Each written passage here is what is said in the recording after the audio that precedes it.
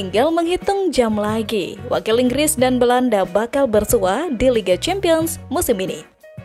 Nama Arsenal dan PSV Eindhoven tentunya bakal menjadi laga yang krusial.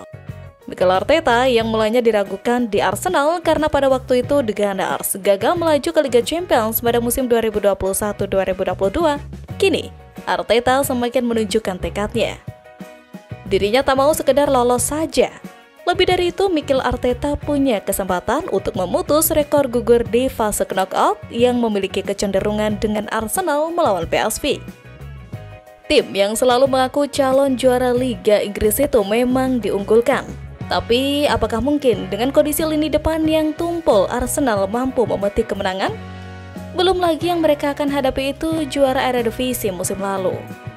Musim sulit Arsenal membuat mereka semakin fokus pada ajang Eropa sebagai peluang terbaik meraih trofi. Setelah kemenangan dramatis atas Leicester City berkat 2 gol Miguel Marino, tim asuhan Mikel Arteta justru mengalami 2 laga tanpa gol melawan West Ham United dan Nottingham Forest. Saat Liverpool semakin jauh di puncak klasemen Premier League, Arsenal kini harus berjuang mengamankan posisi 4 besar sembari menghadapi tantangan besar di Liga Champions. Di fase grup, Arsenal tampil impresif di mana hanya Barcelona dan Liverpool yang mengungguli mereka dalam perolehan poin. Kini, The Gunners membidik rekor 5 kemenangan beruntun dalam satu edisi Liga Champions. Sesuatu yang terakhir mereka capai pada musim 2005-2006 sebelum dikalahkan Barcelona di final. Namun, lini serang Arsenal sedang pincang dengan absennya 4 pemain kunci, sehingga mereka harus mengandalkan kekuatan pertahanan.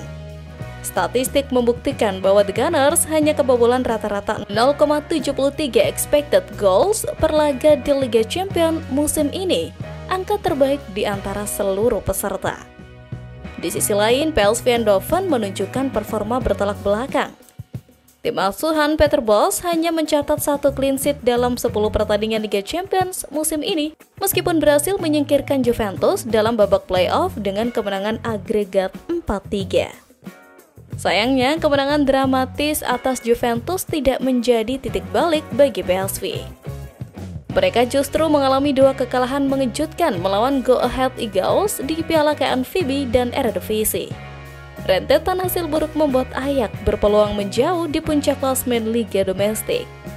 PSV juga memiliki rekor buruk dalam bertahan, hanya mencatat 1 clean sheet dalam 14 pertandingan terakhir, serta kebobolan lebih dari 1 gol dalam 11 di antaranya.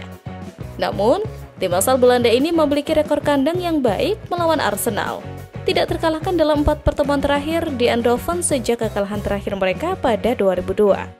Arsenal masih tanpa beberapa pemain kunci termasuk Kai Havertz, Bukayo Saka, Gabriel Martinelli, dan Gabriel Jesus yang semuanya mengalami cedera otot. Selain itu, Takahiro Tomiyasu juga masih dalam proses pemulihan cedera lutut. Namun, mereka mendapatkan kembali Lewis Kelly dari hukuman larangan bermain di kompetisi domestik dan kemungkinan akan menggantikan Riccardo Calafiori yang sempat tampil melawan Nottingham Forest sebelum ditarik keluar. Pemain muda, Waneri dipastikan menjadi starter. PSV juga memiliki masalah cedera, terutama di lini serang.